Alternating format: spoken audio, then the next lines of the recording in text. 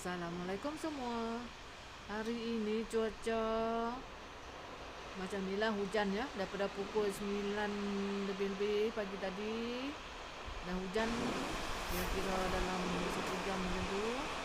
Lepas tu dah berhenti saat dan hujan turun pula. Sekarang jam pukul 2.15 petang.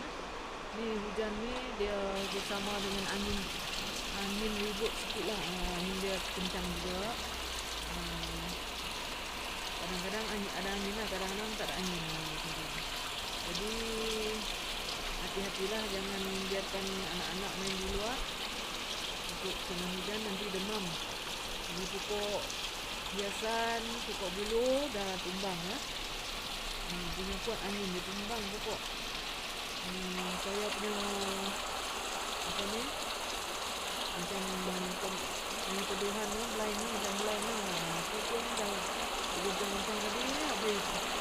Keluar habis dia punya buah dia.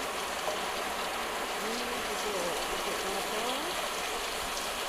Kalau main hujan dengan angin kali memang risaulah. Kalau duduk bawah kelapa ni memang boleh jatuh lah buah kelapa.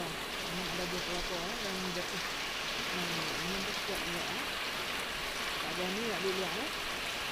Ada pokok belang sedang berbunga dan berbuah. Angin pukul tu menurun lah juga. Tidak, buah dia agak lebat lah. Dia tak apalah, ini hujan rahmat ya.